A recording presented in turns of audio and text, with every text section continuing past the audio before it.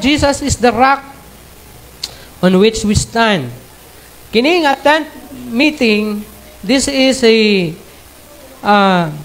tent meeting na kinahanglan natong mubarog kita o mubarog kita diha kang Kristo. In verse 19 to 23, atong basahon.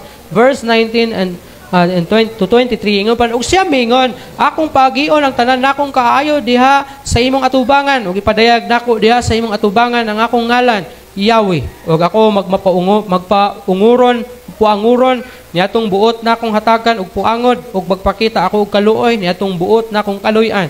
Siya miingon, apan dili ikaw makakita sa akong naong, kay ang tao dili mahimong makakita kanako ug mabuhi. Ug ang Ginoo miingon, tan-awa, adunay dapit duol kanako, diin magtindog ikaw sa ibabaw sa bato.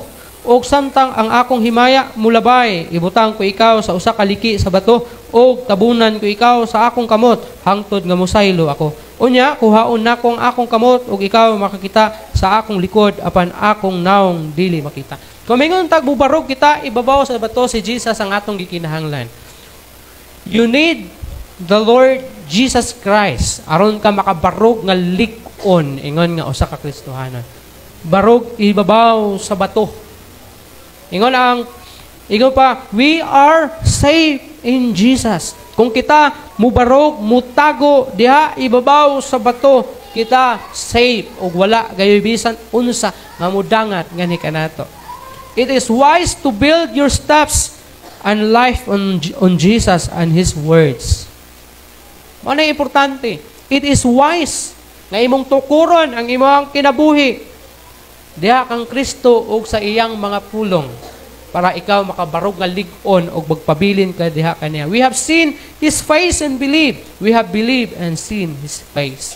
Importante na ikaw musalig, mutuo kang Ginoong Hesukristo. Ikatulo, ask God for mercy, compassion, and grace. Diya sa tent making, you can ask God for mercy, compassion, and grace.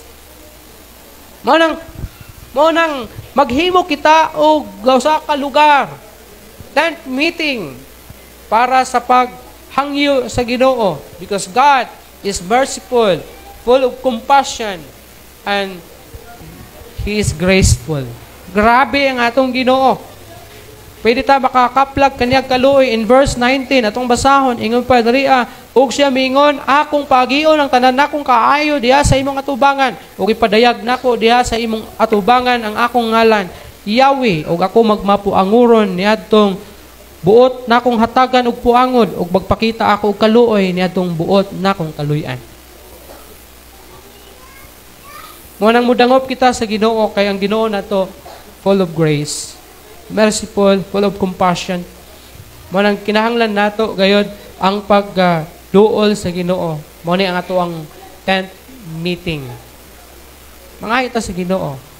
Ingon ang Lamentation 3:23 o 22 and 23, the Lord's unfailing love and mercy still continue. So dili pa ulahi ang tanan. Kung gusto ka nga mga magmadasigon pagbalik, hinumdumi na ang gugma sa Ginoo dili gayod mupakyas ug ang iyang kaluoy pagpadayon. Fresh as the morning, as sure as the sunrise. Isa may nag-ingon ani, si Prophet Jeremiah, the weeping prophet. Nakasinati siya og hilabihan na persecution sa kinabuhi. That's why itawag siya og the weeping prophet, kay sige lang siya og tiyabaw siguro. Sige sag hilak tungod sa mga kasakit ngayang nasinati. Mo na hinungdan nga naisulat ang Book of Lamentation.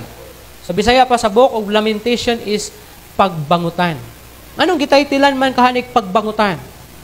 Tungod kay si Jeremiah, puro pagbangutan ang iyang nasinati. Puro kasakit ang iyang nasinati sa iyang pagkapropita. Pero luyo man sa iyahang pagbangutan. Ingon niya sa chapter 20 o sa chapter 3 verses 22 and 23, ingon niya, the Lord's unfailing love and mercy still continue. How come nga ang usa ka tao puro pagbangutan ang iyang nasinati, puro kasakit yang nasinati, pero ngano nakaingon man siya? nga ang gugma sa Ginoo dili gayud mapakyas ug ang iyang kaluoy nagpadayon. Ako nakasulti man siya ana nga puro man pagbangutan ang iyang gibati. Ingon pag-ani sa diriya, fresh as the morning, as sure as the sunrise. Bag-o kini sama sa sayong kabuntagon, sama sa pagsubang adlaw-adlaw o sama sa pagsubang sa adlaw. Can you imagine? Ang usa ka tawo nga naga-suffer, ang usa ka tawo nga puro pagbangutan yang kinabuhi, nakaingon siya nga ang gugma sa Ginoo dili mo pakyas, ang iyang kaluoy magpadayon, bag-o kini matag buntag sama sa pagsubang sa adlaw sa sayo sa kabuntagon. See? So kung nakay panahon diha sa Ginoo nga ihatag, masinati nimo ni.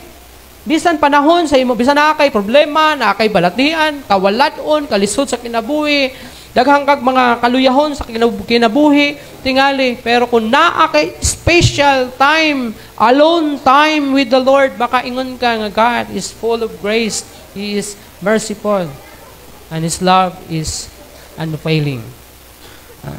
Baka ingon ka tungod kay lahi ang imong nasinati sa diha nga naa kay connection sa Ginoo.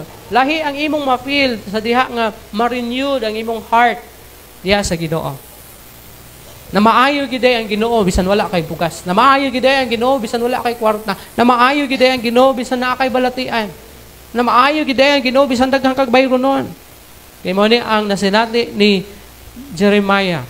Nang taliwala sa iyahang kasakit na sinati niya tungod lamang sa pag-alagad ug pagsunod sa sugo sa Ginoo. Taliwala man sa maong kasakit, mingon pagid siya nga ang gugma sa Ginoo dili mapakyas. God's mercies are new each day. Ang kaluoy sa Ginoo bag-o kini matag adlaw. Lahi ugma, lahi sunod ugma, lahi sunod semana, every day. Kanunay bag-o ang pagkamaluluyon sa Ginoo. 2 Corinthians chapter 12 verse 9. Apan siya miingon kanako, ang akong grasya igo alang kanimo, kay ang akong gahom gihingpit diha sa kaluyahon. Sa ingon ni ana, labaw nakong kalipay ang pagpasigarbo tungod sa akong mga kaluyahon, aron ang gahom ni Kristo mulandong ngani kanako. Kinsa isulti ani? Si Pablo. Kalipay niya nga anaa sa kaluyahon, kay diha daw sa kaluyahon matud pa niya mulandong, ingon pa niya ang gahom ni Kristo mulandong diha kaniya. Wala ka masayod na panahon sa imong kaluyahon, duol ang Ginoo sa imo ha. Manang ayaw pag unahuna nga sa diha nga daghang kag kaluyahon sa kinabuhi, mga discouragement sa kinabuhi, kay mayon ka gibiyaan naman siguro ko sa Ginoo, layo naman ang Ginoo sa kuha. Inumdumi si Pablo miingon siya nga mas maayo nga ana ako sa kaluyahon, kay ang gahom sa Ginoo mahingpit ngani kanako. His grace is sufficient for us. Higo na ang grasya sa Ginoo.